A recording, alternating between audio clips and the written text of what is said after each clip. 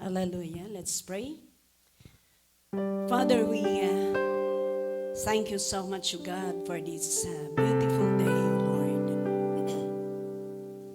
Thank you for being with us, giving us this day to worship and magnify you. Thank you for your faithfulness, your goodness to each and every one of us, Lord. We cannot outgive you, God, for what you are doing in the life of your people. As we thank you, Lord, for continually sustaining us day by day, giving us the strength to go on, that despite of many trials, testing in life, Lord, you're always there for us. Father, thank you. We offer you our hearts, Lord. Fill our emptiness. Meet our needs, Lord. Strengthen and direct us in our walk with you. Para kami po, Panginoon, ay palaging malakas sa aming paglilingkod sa iyo. Dahil alam po namin, Panginoon, wala po kaming magawa kung wala ka. Salamat dahil kahit sino kami, minahal mo kami, Panginoon. Kahit sino kami, ginagamit mo ang bawat isa sa amin para po sa iyong kapurihan. Sa mga tao sa mundong ito, salamat dahil pinili mo ang bawat isa sa amin para maglingkod sa iyo. So Father, we continue to offer you our hearts. Teach us, Lord. Teach us, Lord God, how to live in line to your will. Salamat, Panginoon. I-bless mo ang bawat isa, even for your word that we are about to hear this morning. Even for your servant, Lord, let me decrease, God, and you increase. And let your name be glorified. Father, thank you. Bless everyone, Lord, in Jesus' name. Amen. Amen. Hallelujah. Pwede po tayong maupo. Praise the Lord. Sabihin mo sa katabi mo, good morning. Baka wala pang nag-good morning sa kanya. Hallelujah. Praise the Lord. Sino ang nagpapasalamat dahil nandito pa siya? Yes. Sino ang gusto pang makinig sa salita ng Panginoon? Yes naman, dahil itong salita ng Panginoon, ito po ang nagbibigay sa atin ng direction kung paano po tayo lumakad para tayo'y makarating sa heaven. Amen. Sinong may gustong papunta sa heaven? Sinong may gustong mauna?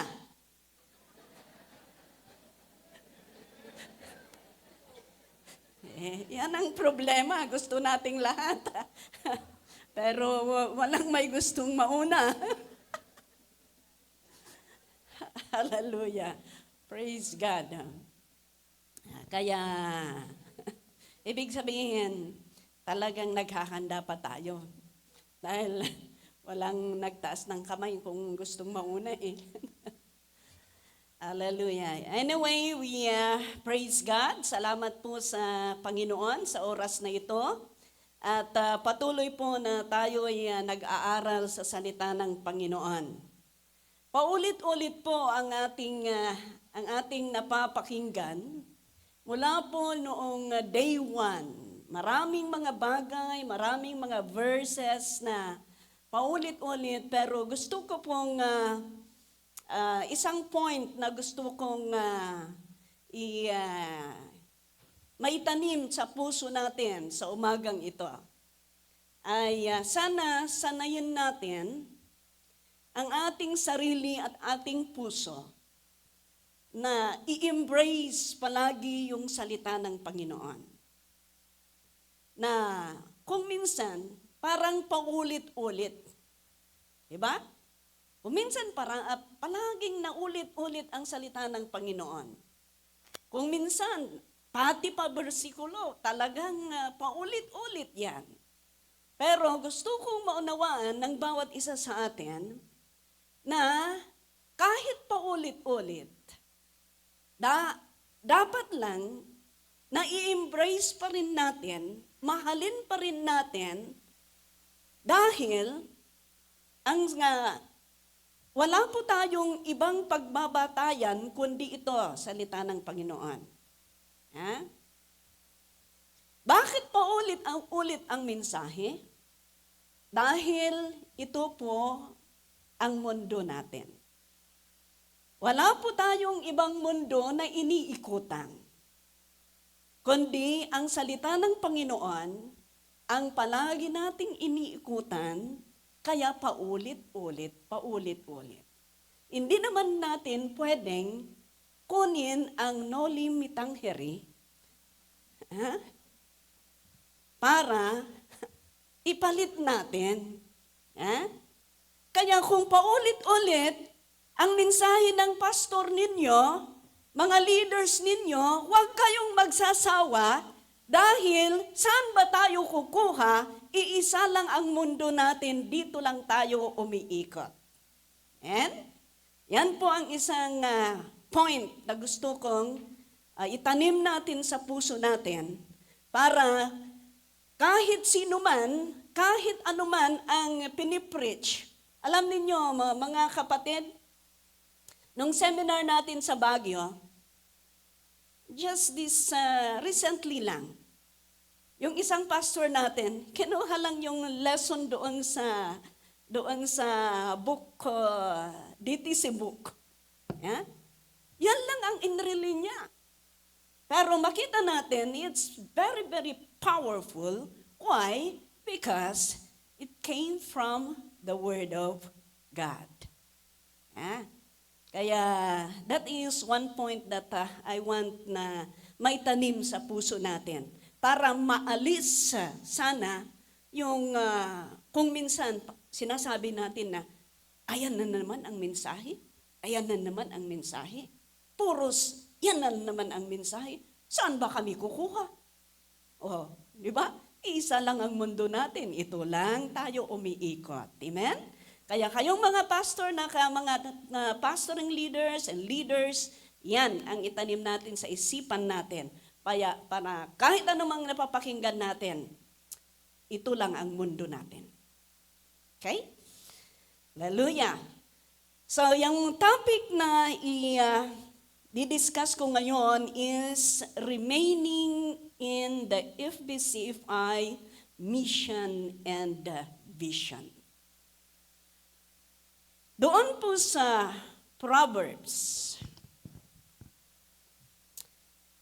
Hallelujah, praise God.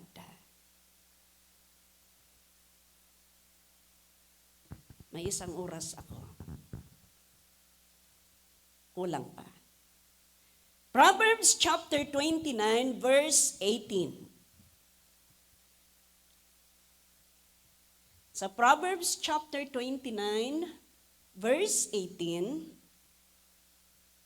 sabi niya dito, where there is no revelation, ang ibang version, where there is no vision, the people cast off restraint, but blessed is he who keeps the law. Sa ibang version, sabi doon, where there is no vision, people perish. Kaya makita natin dito na napakahalaga ang vision. Dahil kung walang vision, sabi doon, people will perish. So, importante ang vision. Dahil specific dito na vision ng FBCFI, kaya kulang din naman tayo sa oras. So, we will ida-direct po natin. Okay. Let's go to mission first. Ang mission, okay, sabi niya dito, mission, FBCFI is mandated to organize preachings, teachings, crusades, gospel concerts, and various ministries to plant churches and train leaders and workers to serve and build the kingdom of God. Okay. Anyway, mission defines the group or the company's business or its objective and approach to reach the vision. Kaya, ang mission ay yung ano yung gusto mong ma-achieve. Ganito yan Ang simbahan dapat may mission and vision. Hindi pwede na walang mission at vision. Dahil kung walang mission at vision ang isang simbahan, walang tunay na direction. Walang tunay na direction. Kasi, yung mission natin at ang vision natin, nakadirect yan kung ano ang direction natin. Okay, para mas lalo tayong maintindihan, Ang mission, ito ang mission natin. Diretso na lang tayo dito. Sabi dito, ang mission ng free believers in Christ is we are mandated to the word organize. Kailangan organize ko sabi dito, mandated to organize preachings. Okay? Preachings. Kaya kailangan na, I remember what Bishop a while ago, na kailangan na mag-organize ng mag-preach sa jail ministry. Yan, makakatulong sa jail ministry. Dahil ang dami na ng mga jail ministry natin. It's a miracle. Yeah? How many years lang ang jail ministry natin? Yeah?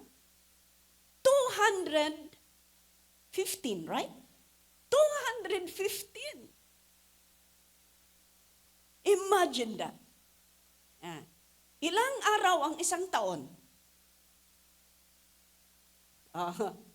Kaya, makikita namin dito na dito sa Japan, ang daming mga magaling magtagalog dito. Oo, magaling pa sa music. Kaya, let's start to organize. Para makatulong tayo. Yan ang isang natin isang vision isang mission natin. Kasi ang mission, ito ang gagawin natin ngayon para ma-fulfill ang vision. Ang mission is here. Ang vision ay doon. Hindi ka makarating doon, hindi mapufulfill yung vision kung hindi magagawa ang mission. At ang mission is, we will organize, sabi niya doon, we are mandated to organize preachings. Dami kayong mga DTC na nag-graduate. Wow. 41. Hallelujah. Maraming na-commission. Praise God. Marami pang susunod. Sino ang susunod? Magsabi ng amen. Ayan. Hallelujah. Praise the Lord. Palakpakan natin ang Panginoon. Alam ninyo, dapat lang.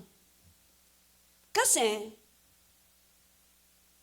yan ang gagawin natin. we will go deeper and deeper. Kung bakit kailangan tayong maturuan, it's good, sabi yung iba, ang susunod, amen.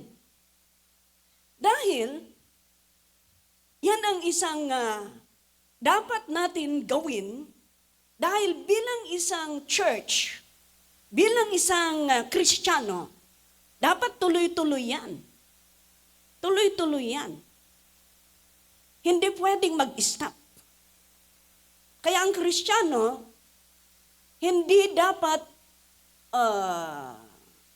magminupos. Hindi dapat malaygay. Yan. Hindi dapat malaygay. Hindi dapat magminupos. Tuloy-tuloy yan. Ganon din ang pag-o-organize natin sa trabaho ng Panginoon. Dapat tuloy-tuloy ang preaching. Tingnan ninyo, mga malapit na kaming senior. Yeah? Dapat sumusunod kayo. Sabi ko nga noong the other day, kung nandito ako sa Japan, nafe-feel ko, lula ako. Yeah? But praise the Lord, ibig sabihin, makikita mo, may new generation. May young generation na sumusunod. Praise God. Another is teachings. That's the reason why we have DTC. That's the reason why we have DTC. We praise the Lord because itong DTC book natin, katuruan po, karamihan po, katuruan po ang ating apostle and the pastors. Kaya kailangan nating ituro. Kaya,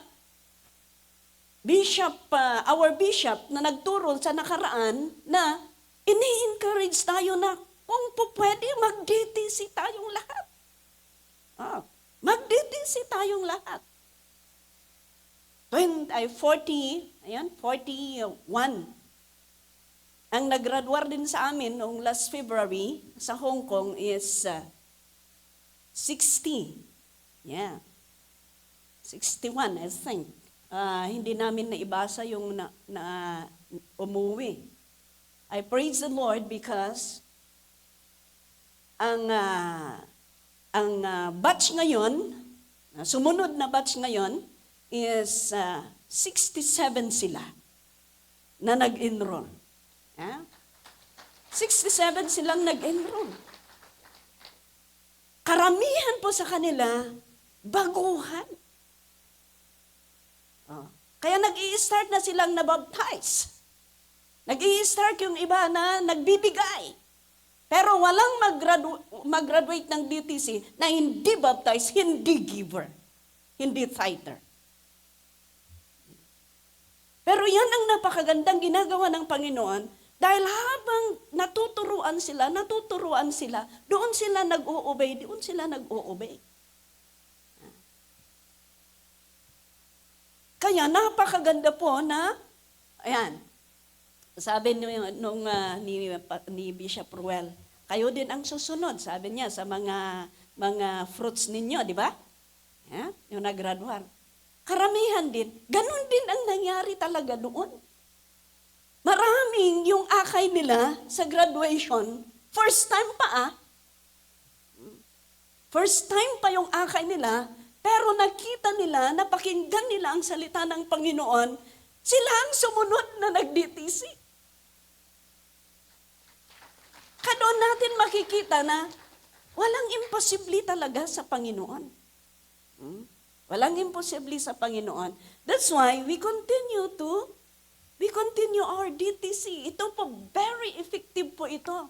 Napakasimpleng bagay po ang pagkaayos nito. Pero titingnan mo, napakaganda hanggat talagang ma-mold, talagang mapag-aralan nila.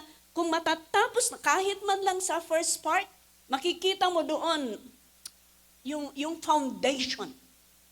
Yung foundation kasi ang pinaka-importante dito. Kung maganda ang pagka-build up ng foundation, hindi basta-basta magigibayan. Ganun din sa spiritual. Yeah?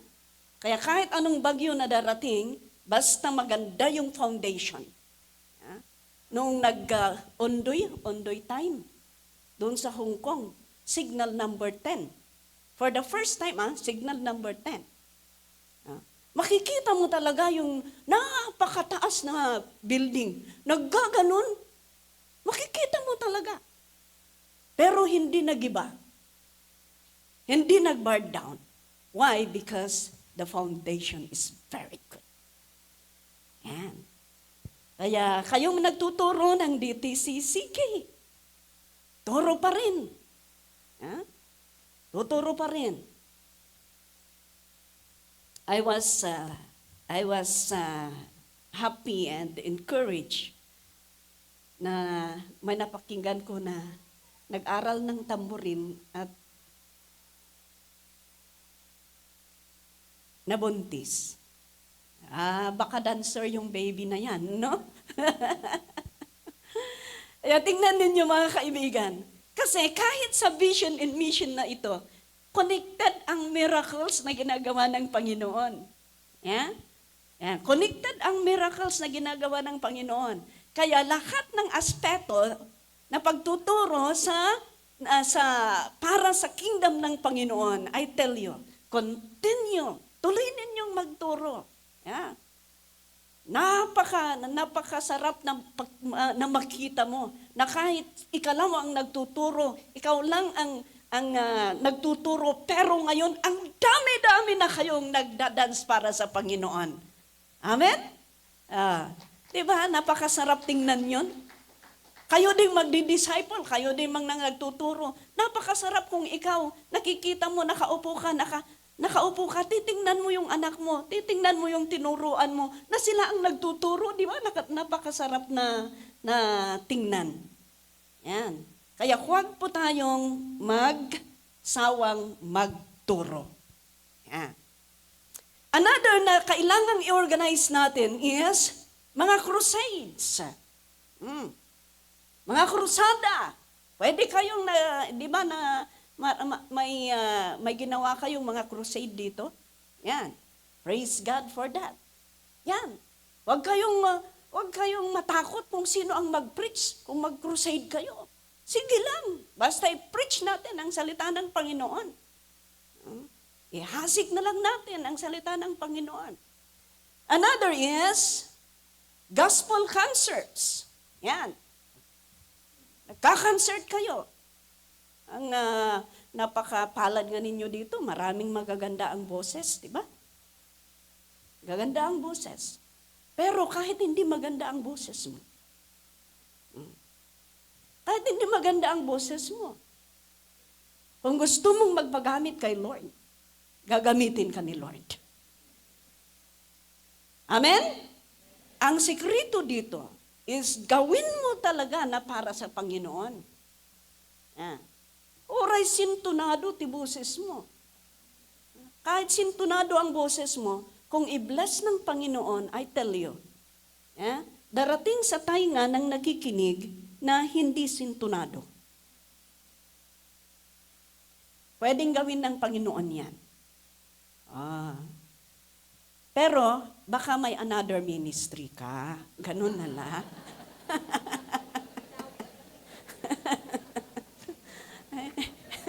Kung talagang hindi matrin ang boses mo, baka hindi yan.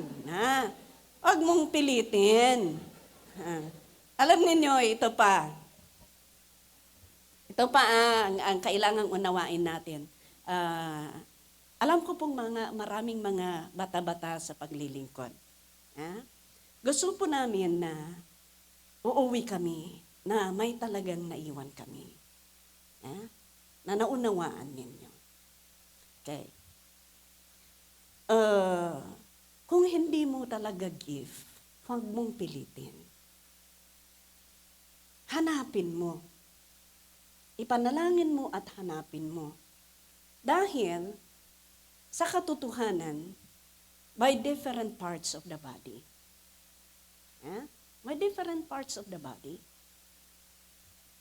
Kung kamay ka, at pilitin mong maging paa.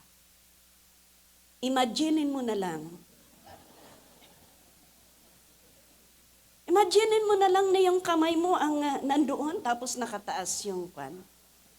Mahihirapan ka talaga. Mahihirapan ka. Ang resulta yon, mag-give up ka. Pero kung talagang paa ka at paa ka talaga, kahit mabigat ang katawan, ini-enjoy mo. Di ba? Ini-enjoy mo. Dahil yan ka talaga eh. Ganun. Para huwag ninyong pilitin na ministry ninyo ang hindi ninyo ministry. Para ma-enjoy ninyo talaga ang paglingkod sa Panginoon. And hanapin ninyo Paano ninyo hahanapin? Pag-pray ninyo sa Panginoon. You ask guidance to your pastor, to your leaders. Dahil sila ang nakakakita sa inyo, nakakatulong sa inyo. Yan. Gospel concerts. Baka ikaw ang tagaluto. Masarap ang luto mo. Kung siya naman ang magluto, hindi masarap. Di ba ganun? Kasi talaga yan ang ministry mo. Hallelujah. Baka sabihin ninyo, ministry ko lang sa sa anniversary ito. Yan, sa anniversary lang. Yan. Pero yan po ang gusto kong mai-advise sa inyo bilang manang ninyo. Yan, hanapin ninyo, pag-pray ninyo, you ask your pastor, you ask your leaders to guide you kung hindi pa ninyo. And you will see, you will enjoy. Ano man ang mga klase na hinaharap mo, kung yan talaga ang ministry mo, hindi at hindi ka mahihirapan, but you can enjoy it. Okay. Gospel concerts. Kaya kayong may boses, huwag ninyong ipaidam. Paanong Tagalog yung paidam? Ipagkait. Huwag ninyong ipagkait yung boses ninyo na ibinigay ng Panginoon. Magpasalamat kayo, may boses kayo. Alam niyo may isa doon sa Hong Kong, talagang walang boses. Pero pinipilit niyang umawit. Sabi yung mga kapatiran, agdaniw ka laungan, sister. Magdaniw, magtulalang daw dahil walang boses. Magtula na lang. Hindi umawit, magtula na lang. At least yung magtula, walang kasamang tono. Yan. And various ministries to plant churches. Yan. Different ministries. Ito, sabi niya, to plant churches. Ito po ang dapat na i-organize natin. We thank the Lord because you are organized here. Kita mo talaga, palakpakan natin ang Panginoon. Kaya I think itong mission at vision ay hindi kayo mahirapan. Alam na ninyo. Ang gawin lang natin, patuloy na i-action natin. Plant churches. Sabi ninyo, sabi ni Bishop, madoble yung 40, 45. Pero sabi naman ni Pastora Edeline, ikaw ba yung nagsabi? Na more than pa. Hallelujah. More than pa. Sigurado yan, more than yan. Kung lahat tayo, ikikerry natin ito, talagang more than yan.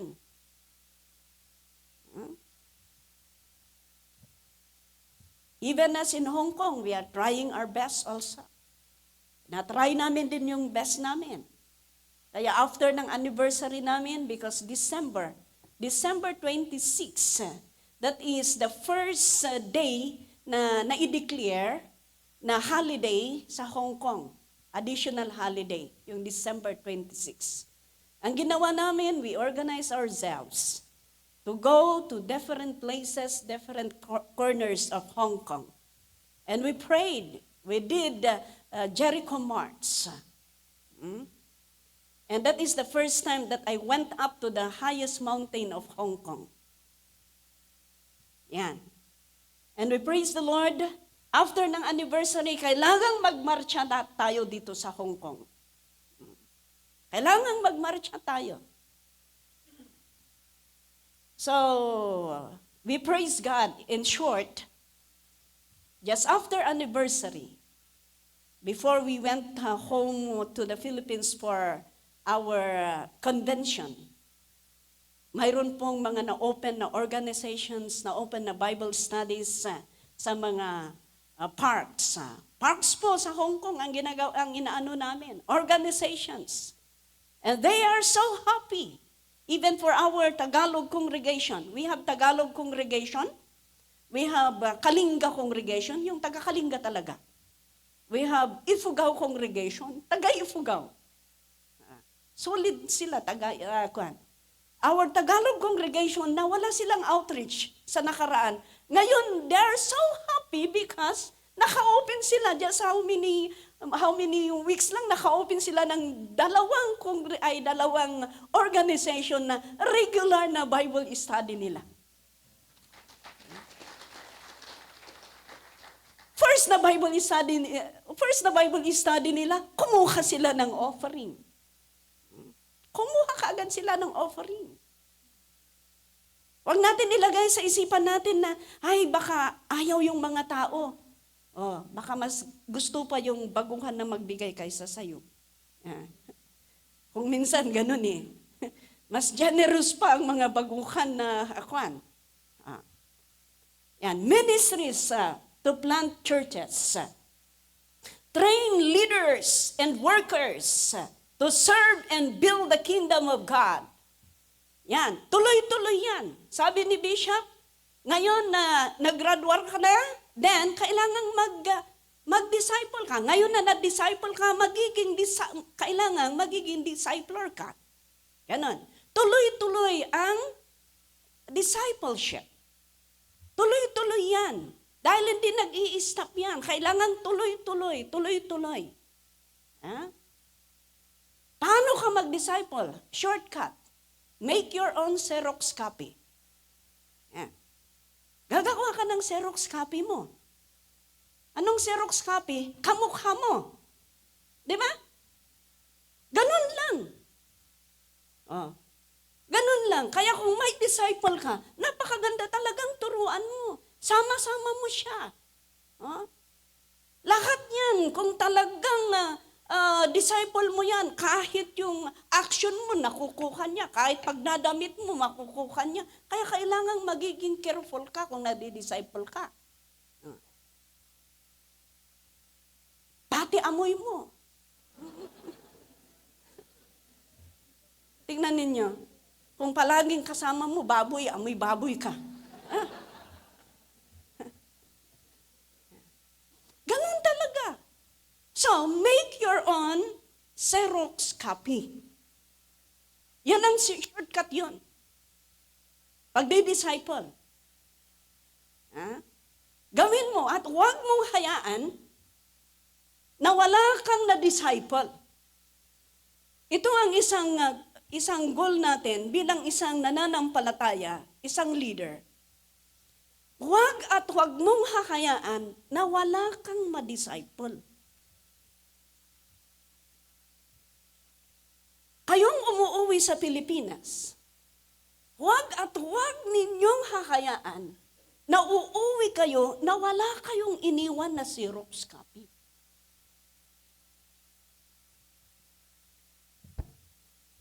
Amen? Kailangan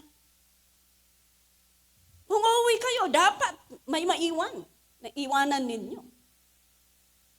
Bawat isa sa atin, walang excuse dito. Napakaganda na mag-train tayo, mag-disciple tayo. Huwag mong hahayaan na mawala ka sa mundong ito na wala kang na-disciple. Dahil yung iiwanan mo, yan ang picture mo. Yan ang Xerox copy mo.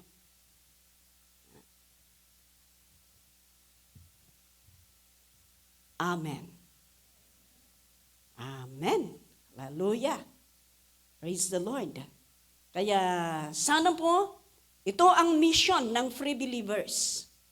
Ito ang mission ng free believers. Huwag at huwag ninyong, kung po pwede pa, isulat ninyo, i-memorize ninyo. Let's go to vision. Let's go to vision. Vision is a picture of the desired future. May nabasa ko na sabi doon, a person without vision is worse than a person without sight. Napakalalim yun, ano? A person without vision is worse than a person without sight. Kasi, kung wala kang vision, wala ka talagang direction.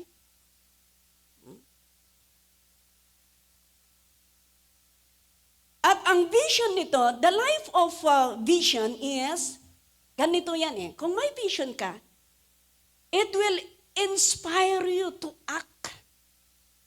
Inspires action. Kung may vision ka, alam mo na may direction ka, mai-inspire ka, kaya gagawin mo. In this vision, it will become a practical guide for creating your plans. Ito ang guide mo para gawin mo ang plano mo. Hindi maganda yung, basta nabubuhay ka lang, di ba? Na wala kang plano sa buhay. Kasira-sira ang buhay mo. Mamaya, sira na talaga. Ganon. Why? Because wala kang vision. Wala kang vision na doon mo itutuon ang focus mo. It will motivate you because maganda yung vision mo. Ito, practical guide in creating plans, setting our goals, and yan ang layunin natin. And it provides focus, and it gives us motivation para ma-fulfill, para gawin natin ang vision. Yes. In Habakkuk chapter 2, gusto kong basahin natin yan. In Habakkuk chapter 2, verse 1 to 4. Yan, si Habakkuk. Sabi niya, I will stand at my watch and station myself on the ramparts. I will look to see what he will say to me and what answer I am to give to this complaint. The Lord replied, write down the revelation or write down the vision and make it a plain in tablets so that a herald may run with it. For the revelation awaits an appointed time, or for the vision awaits an appointed time, and it speaks of the end, and it will not prove false. Though it linger, wait for it. It will certainly come and will not delay. Verse 4. See, he is puffed up. His desires are not upright, but the righteous will live by faith. Makita natin dito, mga kapatid, first that we could see in here is Habakkuk position himself to the plan of God. Kung may vision, kaya nga sabi niyong topic natin, remaining in the FBCFI vision and mission. Habakkuk positioned himself to the plan of God. Kailangan na tayo nakaparte sa pamilyang ito. Sino ang mga free believers dito? Magsabi ng Amen. Okay. We thank the Lord because nagiging kaparte tayo sa free believers na pamilyang ito. Okay. At sabi ko nga, ang simbahan hindi pwede na ang simbahan ay lugar na pasukan, umupo, pagkatapos lalabas lang. Hindi pwede yon.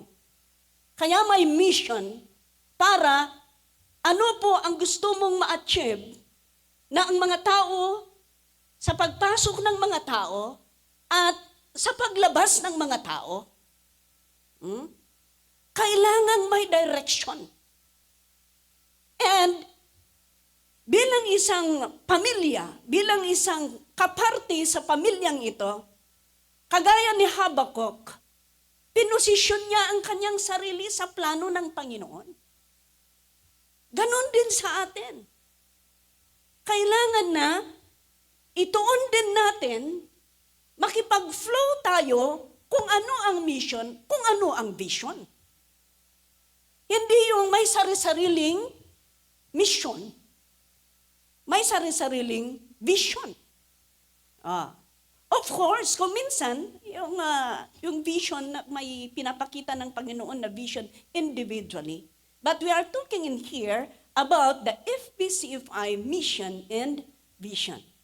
Alam niyo, personally, before I went to full-time, may vision kasi na pakita talaga ng Paginoon. Before I went to full-time, may na-flash sa akin. Tapos, hindi lang na-flash. Napanaginipan ko ulit. Ano yun? May isang tandang manok. Ano yun yung tandang manok? Hindi matandang manok. Kawitan nga. Ano yun tikawitan? Yeah. Yung rooster. Yeah. Yan. May nakita ako. Sumalubong sa akin. Sumalubong sa akin. Hindi, ay yan. Hindi sabi ni Bishop Melchior, ikaw yun. Yeah. Nung nasa lubong ko, may nakasipit. Nakasipit sa kanyang napapil. Papil. Noong nakita, noong nag-meet kami, ibinigay niya sa akin yung papil. Nung inupin ko yung papil, sabi doon, Matthew 7 verse 7. Matthew 7 verse 7. Hindi pa ako well-grounded sa salita ng Panginoon on that time. Kaya noong gumising ako, kinuha ko yung Bible, binasa ko, ask and it will be given to you. Seek and you will find. Ito po ang palaging baon-baon ko. Kaya nagiging baon-baon ko ito hanggang ngayon sa aking paglilingkod. Na wala po akong pagdududa. Yeah? There is no doubt. Everything that I need something, kahit wala. I always remember this. As in it will be given to you. Yeah? Ganun po. Kaya ang vision natin, sabi nga, kailangan tayuan natin yan. Kung ano ang vision ng church, makipag-flow tayo. Hindi yung may kanya-kanyang vision, may kanya-kanyang mission. Wala Huh? So, anong gagawin natin sa ibinigay ng Panginoon? Kaya ito, yung vision natin, write the vision. Kaya ito, salamat sa Panginoon. Ang vision, it is always connected to the vision of God. Yeah? Ito pong vision ng free believers, ibinigay ng Panginoon sa ating tatay, pero konektado yan sa vision ng Panginoon. Yeah?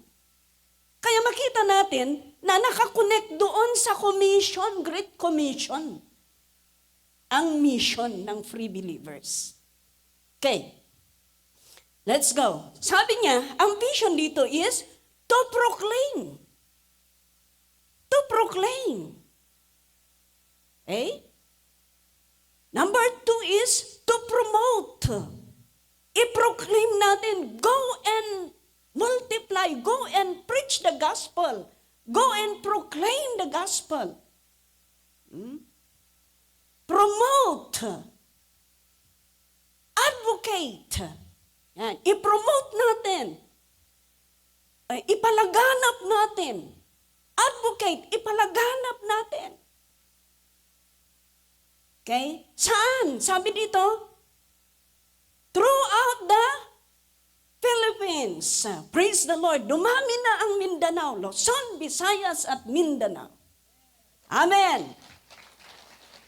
Hallelujah. Ang Japan, ang daming taga-Visayas, ang daming taga-Mindanao. Yan. Kung gamitin kayo lahat ng pamilya, alam niyo kahit yung pamilya ng ninyo, ang unang-unang i-evangelize ninyo, ay dumami kaagad. Let us promote, let us proclaim, i-promote natin. Kung kailangan ng anong gagawin natin para ma-promote ang gospel, gagawin natin, ipalaganap natin ang gospel ng Panginoon. Throughout the Philippines, overseas, yan. Praise the Lord. Ang dami ng nabuksan ng trabaho ng Panginoon. Pero hindi pa na-half yan. Ang dami pa natin lugar na pupuntahan. Kaya tuloy-tuloy yan. Yan ang vision natin. Yan ang vision ng church na ito. Kailangan lahat yan, lahat ng lugar. Dito sa Japan, you know, we praise the Lord because, tingnan ninyo, napakabilis ang pagtrabaho ng Panginoon kung lahat ng kaparte ng pamilya ay mag-move silang lahat. You will just imagine, the family of free believers nandito, family ng free believers Canada, family ang free believers kung saan-saang lugar. At kung sino yung pamilya, kayong nandito, i-promote ninyo, i-share ninyo ang gospel sa pamilya ninyo, napakabilis. Yung hindi lang pamilya, friend pa ninyo. Salamat sa Panginoon.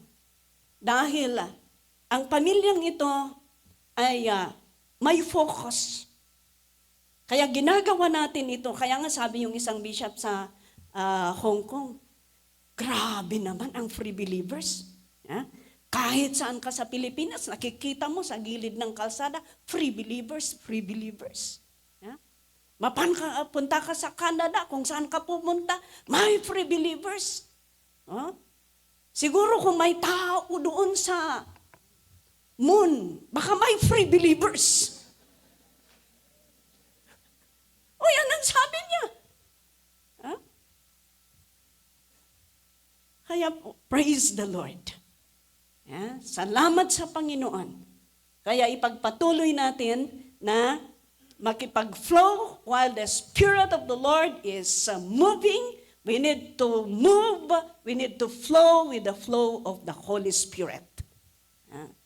Dahil kung mag-stop tayo, wala. Sino ang lugi?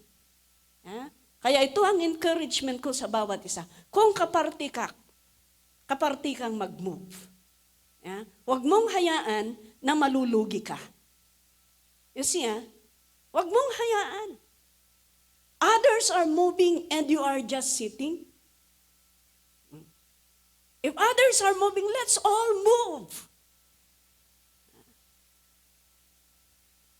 Okay, baka mawalan ako ng time. Ano ang, importante ito i-skip ko na lang yung iba. Okay. Ang mission, yan ang ginagawa natin. Ang vision natin, maipalaganap ang buong, ang salita ng Panginoon, buong mundo. Kaya marami pa tayong hindi narating. Kaya dapat tuloy-tuloy yan. Pero, between this mission and vision, hindi basta magawa itong mission at ma-fulfill kaagad itong vision, kailangang may mga machineries tayo na gagamitin natin para makarating at ma-fulfill itong vision. Number 1 is, unang-una, always have that connection to the giver of vision. Kailangan palagi tayong may connection sa Panginoon. Dahil, kung nagbibuild ka ng bahay at hindi ka nagsasubmit sa may-ari ng bahay, anong mangyayari? Anong mangyayari? Hindi mapiplease yung may-ari ng bahay. Ganon. That's why, habang yung vision natin, para marating natin ang vision natin, kailangang nakakonek pa rin tayo sa Panginoon. Hindi pwedeng wala kang connection sa nagbigay ng vision. Otherwise, hindi ka seryoso sa pagsunod mo, sa paggawa mo. Amen? Yan. Pangalawa is, kailangan syempre, may connection, kasama doon yung faith natin, no? Hindi tayo pwedeng ma-connect sa Panginoon na walang faith. Okay. Pangalawa is unity.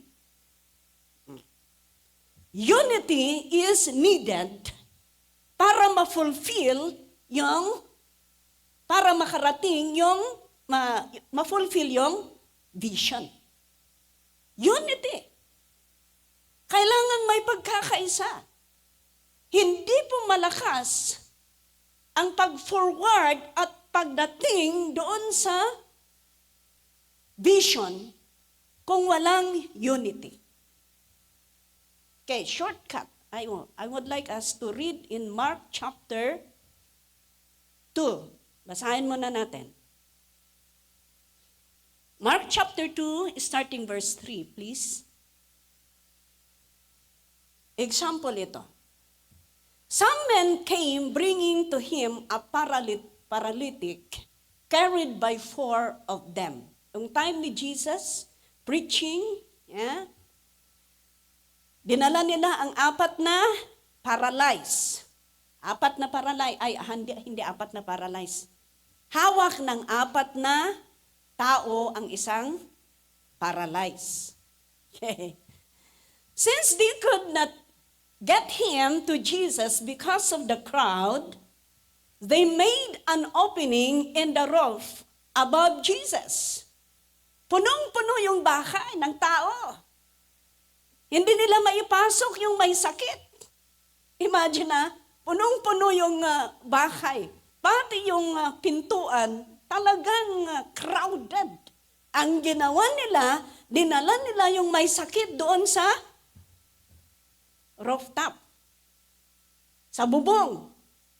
Tapos, they made an opening in the roof above Jesus. Binutasan nila. Hindi maliit na butas dahil yung may sakit, paralyzed yan. So, ibig sabihin, malaking butas yan. Buti hindi nagalit yung may-ari sa bahay, di ba? Hindi nagalit. Maraming miracle na makikita natin dito eh. After digging through it, sabi dito, lower the mat, the paralyzed man was lying on. Nung binutasan nila, doon nila linower yung paralyzed. Next verse. When Jesus saw their faith, he said to the paralytic, "Son, your sins are forgiven." So, meaning, napagaling. Okay.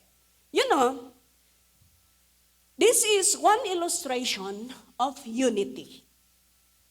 Can I have 4 na tao dito? Parihas ang size. Parihas ang size. Sige. Yung height. Okay? Sige lang, para madali lang. Kayo mga tamborin, medyo paparehas ang height ninyo eh. Medyo alisin mo nga ito para makita. Yung isang flower. Dito sa taas.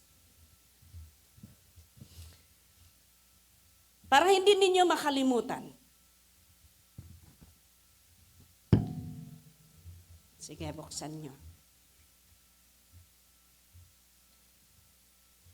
Paparehas sila talaga, naka-uniform pa.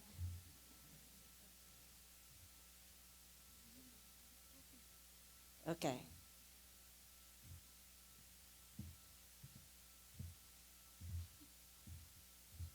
Sige.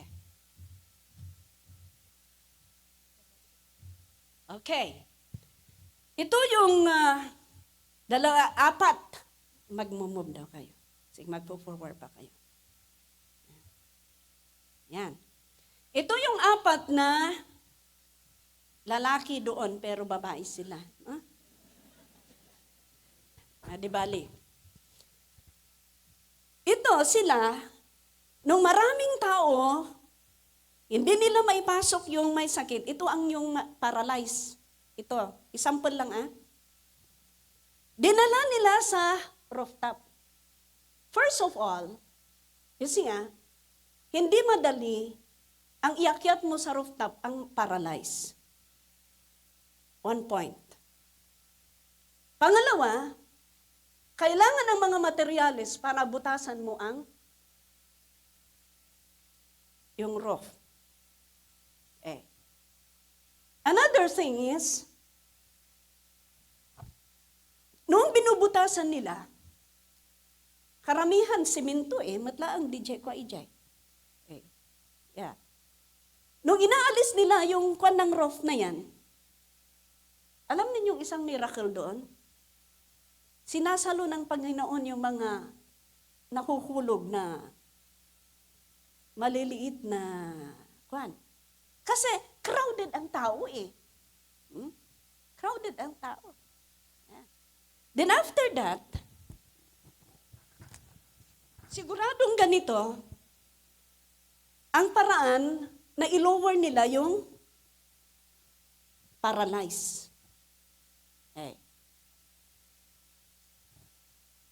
Kaya lower ninyo tay ka muna.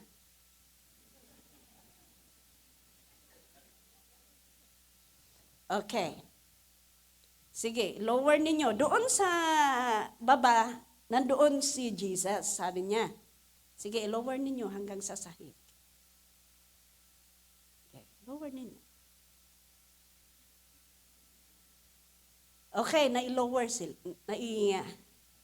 Na-lower nila, no? Nakarating na doon. The reason why nailapit ito at napagaling is because itong 4, iisa yung focus nila. Itong 4, nagkakaisa sila. Nagkakaisa sila.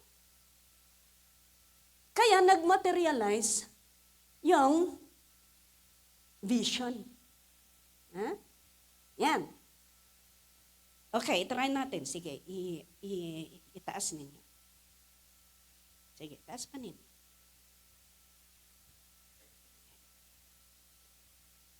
Isa sa inyo ang tumalikod. Okay. Tumalikod ka din.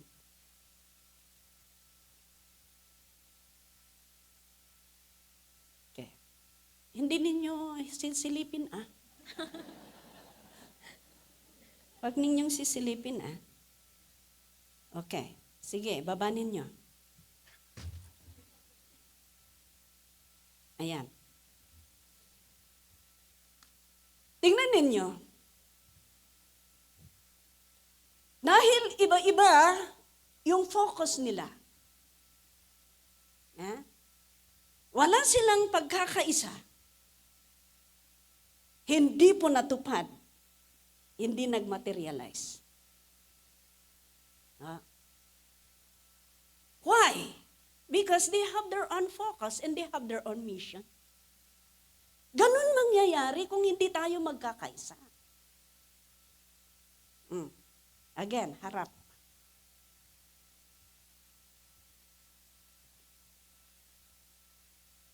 Hawakan mo dito. Hawakan mo dito. Parehas yung distance. Lumapit kayo sa bawat isa. I-gather ninyo sa gitna. 4 kayo. Ganun. Okay. Tingnan ninyo ito Okay. Dahil talagang malapit sila. Okay? Careful sila. Focus sila. Nagkakaisa sila. Tingnan ninyo. Kahit anong mangyayari. Kahit may bagyo, kahit may hangin, kahit anong mangyayari, hindi at hindi pa rin mahuhulog. Ano ang mangyari? Sige, ibabaan ninyo kaagad. Ibaba ninyo. 4 kayo Apat kayo Tingnan ninyo, hindi sila kasi nag-focus. Kasi nasabi ko.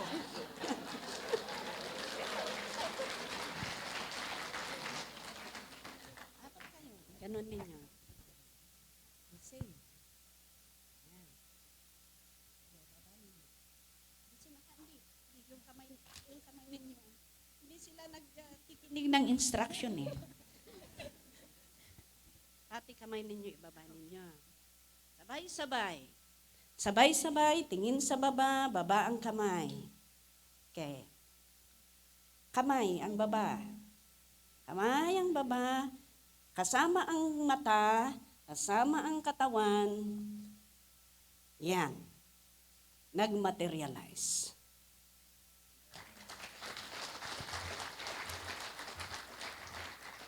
Ganun po, kailangan ang unity. Kailangan ang unity, I tell you, kung talagang may pagkakaisa ang mga isang pamilya, isang mga magkakapatid, mabilis umusad, mabilis mag-forward, mabilis. Why? Because sabi ni Habakuk, if you run, the vision have its leg to meet you. Sumabat mo Ganon, mga kapatid. So, unity is needed. Don't make your own vision and mission. Let us flow. Kung ano ang vision at mission ng pamilya, kailangan doon tayo, mag-remain tayo doon. Yan ang gagawin natin. Dahil tayo din ang masisira kung lumihis tayo doon. And the last one that we need para makarating tayo doon is kailangan ang support. Support. Our giving. Yan. Giving na naman. Yan. Hanggang nagsimula. Giving. Yes. Because yung trabaho, yung trabaho, practically speaking, ang trabaho ng Panginoon, kailangan ang pera. Kailangan ang pera. Oh, kung wala kaming pamasahe, di wala kami dito. Yeah. Kung walang giving ng mga naunang nananampalataya, hindi tayo na-reach. Oh. You see? Because of support of Canada, kaya nabuksan ang Japan. Oh. Huwag din ninyong hahayaan na kayo na na-reach dito, ay wala din kayong ma-reach. Dapat may ma-reach din kayo. O sa Africa daw, sabi ni Bishop, yes, napakalawak na continent ang Africa. Kaya sinasabi ko din sa Hong Kong. Kasi kung ibabasa yung history, na open because of Hong Kong, sa Macau, tapos pumunta doon sa Singapore, Malaysia, then Thailand, then Canada, then Europe, kung saan na dyan. Yay! Praise God! Sabi yung mga kapatiran doon, pero sabi ko sa kanila, masaya kayo dahil sabit kayo. Pero lalahanin ninyo kung bakit nabuksan ang mga maraming lugar na yan, dahil sa support ng nauna, wala kayo pa doon.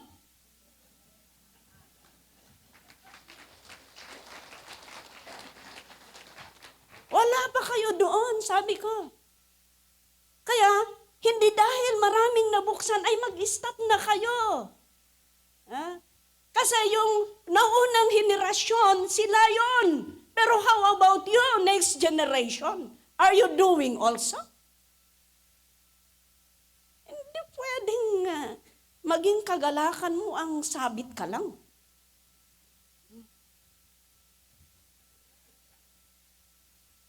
Kaya kailangan na ganun ang gawin natin.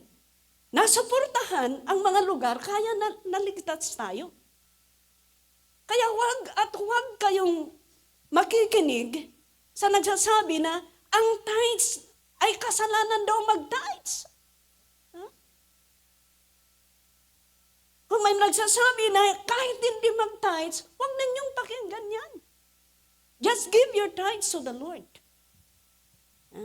Why? Because ikaw din ang nakikinabang sa ginagawa mo, ibinibigay mo sa Panginoon. Yung nasabi ko doon, yung mai-spend mo para sa trabaho ng Panginoon, i-reimburse ng Panginoon yan. Bakit magbibigay ka? It will add to your account, sabi niya. Kaya ikaw din ang nakikinabang. Baka sabihin mo, Pastor, bakit ngayon, hanggang ngayon, wala pa naman, parang parehas din.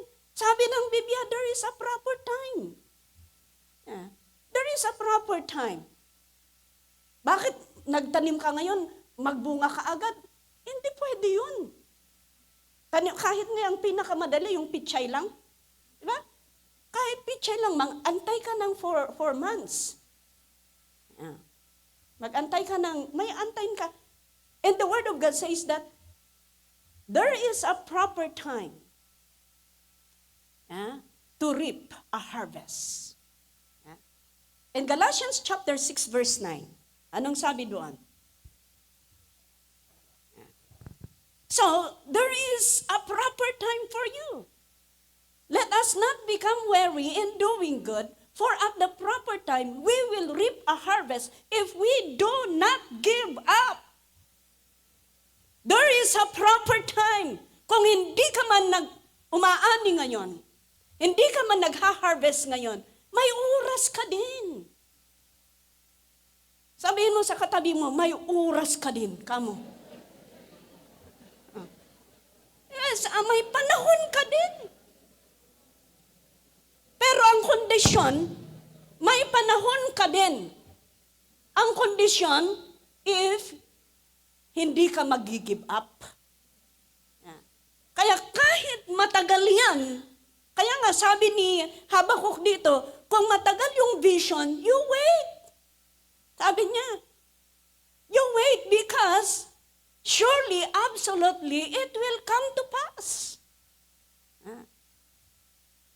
May oras ka din.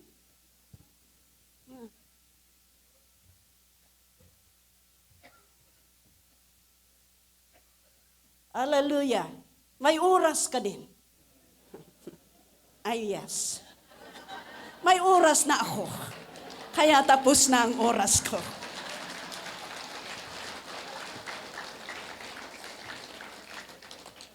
Salamat, Lord. Itanim mo sa isip at puso namin para kami po, Panginoon, ay magpo-flow sa vision na ibinigay mo sa pamilyang ito through your servant, our Supreme Bishop. Father, we bless you, bless your people in Jesus' name. Amen. Thank you very much.